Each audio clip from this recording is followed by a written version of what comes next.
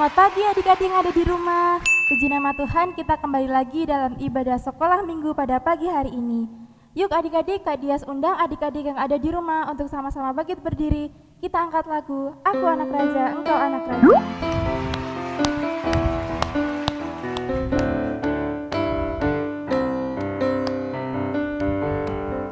Aku anak raja, engkau anak raja, kita semua anak raja. Aku anak raja, engkau anak raja, kita semua anak raja. Haleluya, puji Tuhan, haleluya, puji Tuhan, haleluya, puji Tuhan, haleluya. Haleluya, puji Tuhan, haleluya, puji Tuhan, haleluya, puji Tuhan, haleluya.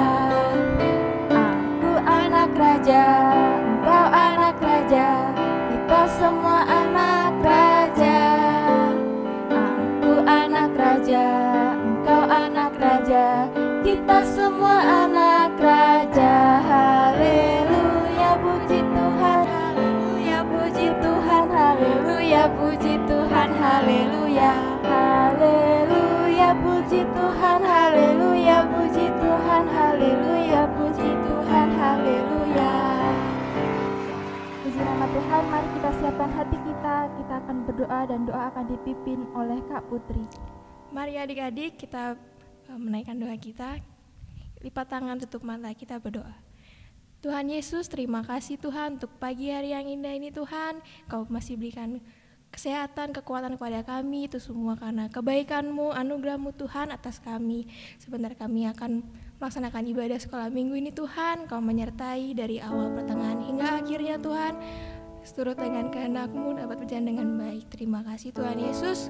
Kami telah berdoa dan mengucap syukur. Haleluya. Amin. Nah, adik-adik yang di rumah masih pada semangat kan? Kita lanjut lagu pujian kita dengan Dalamnya Hatiku Jadikan. Pakai gerakan ya adik-adik. Dalamnya hatiku jadikanlah selalu bersinar terus. Ya Yesus, berikanlah padaku sukacita, oh sukacita. Dalamnya hatiku jadikanlah selalu bersinar terus. Ya Yesus, berikanlah padaku sukacita, oh sukacita. Haleluya, haleluya, haleluya, nyanyilah. Haleluya, haleluya, haleluya, amin, amin. Dalamnya hatiku jadikanlah selalu bersinar terus. Ya Yesus, berikanlah padaku sukacita, oh sukacita. Haleluya, haleluya, haleluya, nyanyilah. Haleluya, haleluya, haleluya, amin, amin. Puji nama Tuhan, kita akan mendengarkan sedikit cerita firman Tuhan. Kita siapkan hati kita, mari kita mendengarkan ceritanya.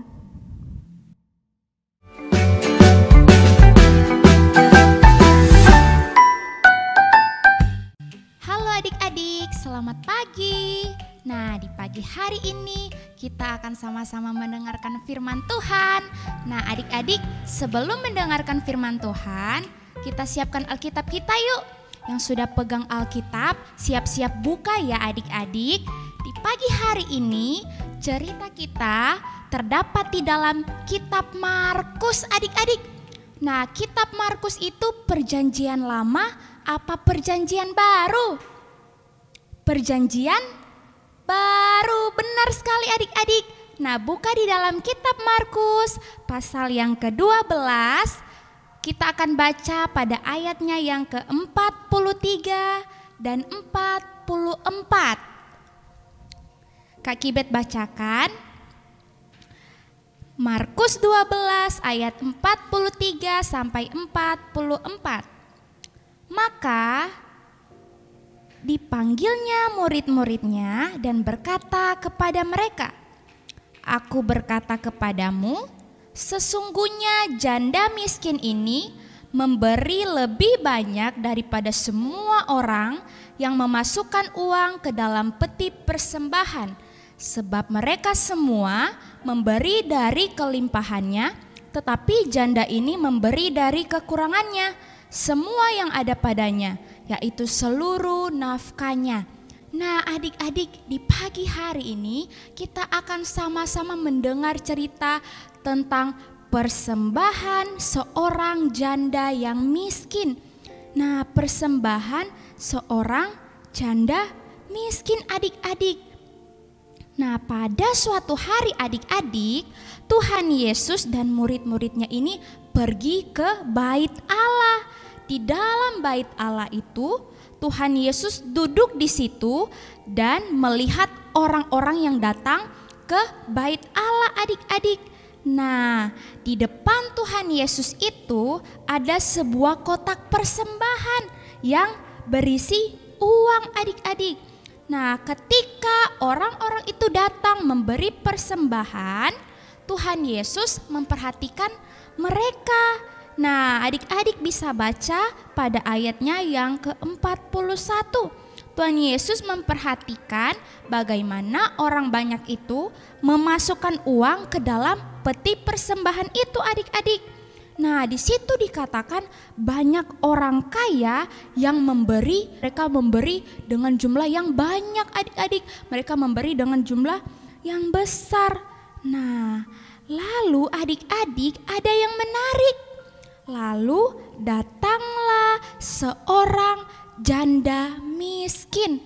Nah, adik-adik, kalau janda itu berarti dia adalah seorang istri yang suaminya sudah meninggal. Jadi dia hidup hanya sebatang kara, hanya seorang diri, adik-adik.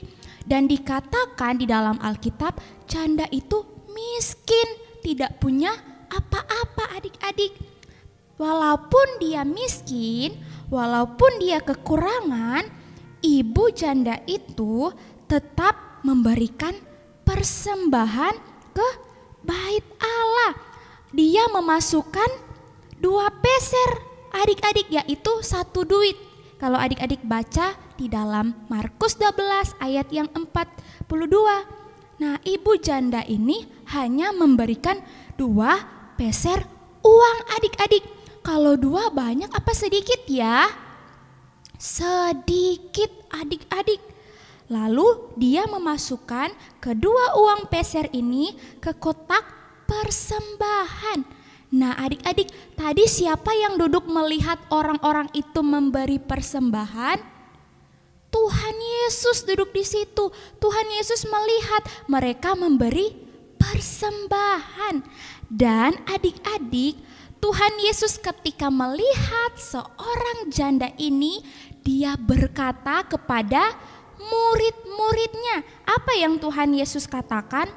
Tuhan Yesus berkata bahwa janda ini memberi lebih banyak daripada semua orang yang memasukkan uang ke dalam peti persembahan.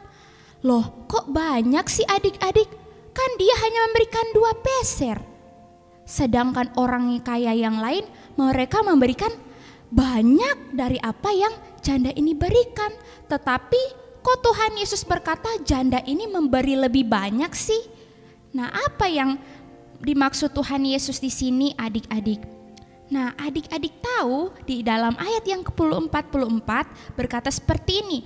Sebab mereka semua memberi dari kelimpahannya, tetapi janda ini memberi dari kekurangannya, yaitu semua yang ada padanya, seluruh nafkahnya, adik-adik. Jadi adik-adik, pada saat itu janda ini hanya memiliki uang 2 peser. Dia sudah tidak mempunyai uang sama sekali. Tetapi dengan uang yang sedikit ini dia tetap mau memberi persembahan, adik-adik. Dia memberi seluruhnya. Dia memberi semua yang ada padanya, meskipun hanya 2 peser adik-adik. Nah makanya Tuhan Yesus berkata bahwa janda ini memberikan lebih banyak karena dia memberikan seluruhnya adik-adik. Dia memberikan sepenuhnya yang ada padanya. Dia tidak peduli besok dia mau makan apa, padahal uangnya hanya 2 peser itu. Tetapi dia bawa masuk ke kotak persembahan. Dia memberikan seluruhnya adik-adik. Tuhan Yesus berkata bahwa janda ini memberi persembahan dari kekurangannya. Nah adik-adik, apa yang dapat kita pelajari dari kisah seorang janda miskin ini? Nah adik-adik, mempersembahkan dengan hati yang benar. Adik-adik ketika mempersembahkan kepada Tuhan, baik itu puji-pujian, adik-adik tadi sudah memuji Tuhan. Nah adik-adik harus mempersembahkan dengan hati yang benar, yaitu dengan sukacita, dengan sungguh-sungguh, tidak main-main ketika adik-adik tadi memuji Tuhan. Nah adik-adik ketika adik-adik memuji Tuhan, adik-adik juga seperti memberi persembahan kepada Tuhan, mempersembahkan pujian yang terbaik bagi Tuhan adik-adik. Jadi apa pelajaran yang bisa kita ambil? Tuhan tidak melihat apa adik-adik? Tidak melihat nilainya, tetapi yang Tuhan lihat bagaimana hati kita mempersembahkan itu kepada Tuhan. Apakah tulus, apakah rela, apakah dengan sukacita, apakah dengan sungguh-sungguh. Itu yang akan menjadi nilai bagi Tuhan adik-adik. Itu yang Tuhan mau, itu yang diperkenan oleh Tuhan. Nah makanya adik-adik ketika adik-adik mempersembahkan puji-pujian kepada Tuhan, adik-adik harus mempersembahkan dengan sungguh-sungguh, dengan sukacita adik-adik memuji Tuhan.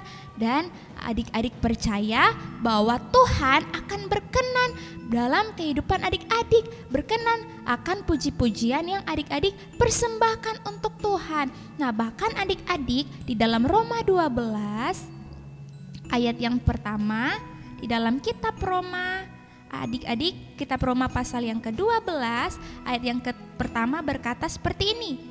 Karena itu saudara-saudara, demi kemurahan Allah aku menasihatkan kamu supaya kamu mempersembahkan tubuhmu sebagai persembahan yang hidup, yang kudus dan yang berkenan kepada Allah. Itu adalah ibadahmu yang sejati.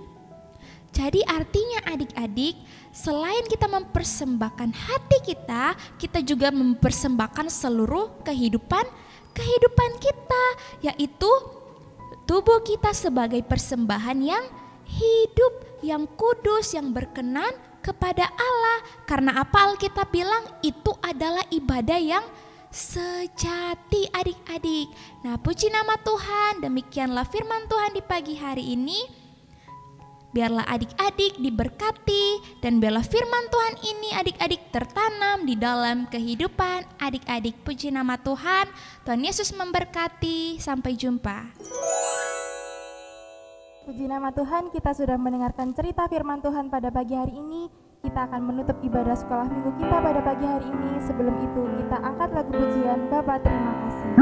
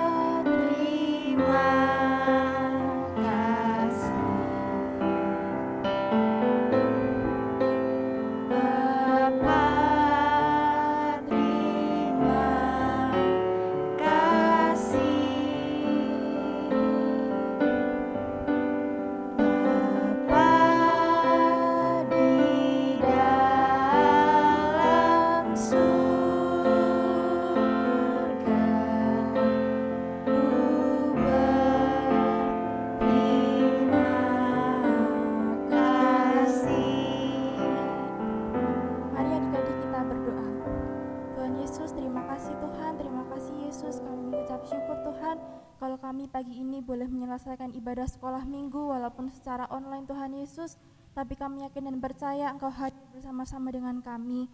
Anak-anak-Mu sudah selesai mendengarkan firman-Mu, biarlah anak-anak ini bisa menjadi pelaku-pelaku firman-Mu Tuhan. Terima kasih Yesus, terima kasih ya Roh Kudus, kumpulkan anak-anak-Mu dalam ibadah sekolah minggu depan Tuhan dalam kondisi yang sehat Tuhan Yesus. Terima kasih Tuhan, hanya di dalam nama Tuhan Yesus Kristus kami sudah berdoa dan mengucap syukur. Haleluya, amin. Sampai jumpa minggu depan adik-adik, Tuhan Yesus memberkati.